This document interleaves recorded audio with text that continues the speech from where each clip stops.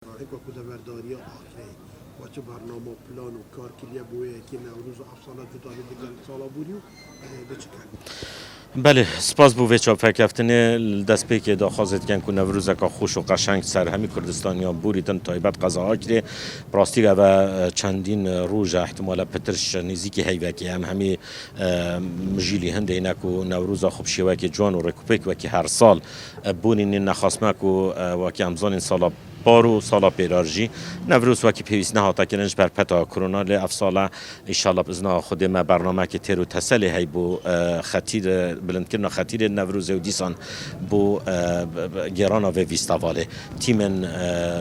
روشن بیری و گل شاروانیا آکری و گل همی فرمانگهت میری و یت ساخلم یه همی مهد خستینت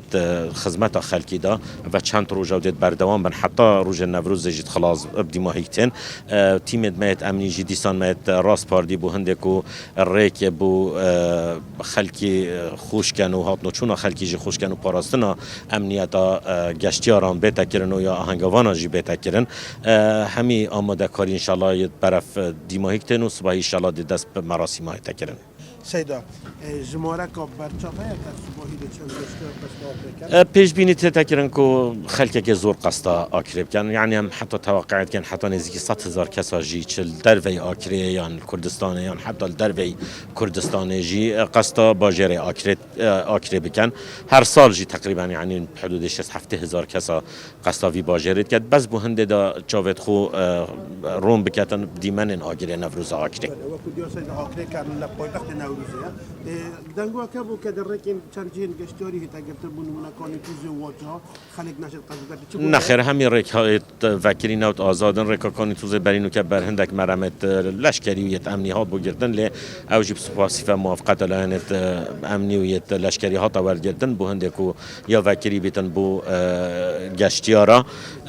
همی جهت آزادن هر خلقه که قصد کتل سنور قضا آکری آزاده الشورى كنت بتعمل زكام تيو جو بتنايو بيجن بوي مبلغ كزور على چند افتر دلار كان على اساس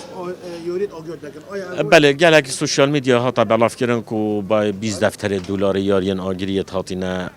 کرین و مصرف کازور یا هاتیا کردن پراستی ما وقت حکمت هرما کردستان هیچ یعنی پاره بو آهنگا نوروز ویستاوالا نوروز نه صرف کردیا بلکه کمپانیا که وی ارکی رابوی اوجی کمپانیا معرفه سپاسی و چندین سال ارکی ویستاوال نوروز آکریبستای خوبت گریتن ام نزانین که چند خرجیه صرف کردیا چون که هر کمپانیا بخویا صرف کردن او تیم توین او دهاتی و وقت بجن خرجی جی یتوینه یا ما وکی حکمت و وکی فرمانگهت میری تنها اشراف و سرپرشتی کردن و تنظیم مشغولیه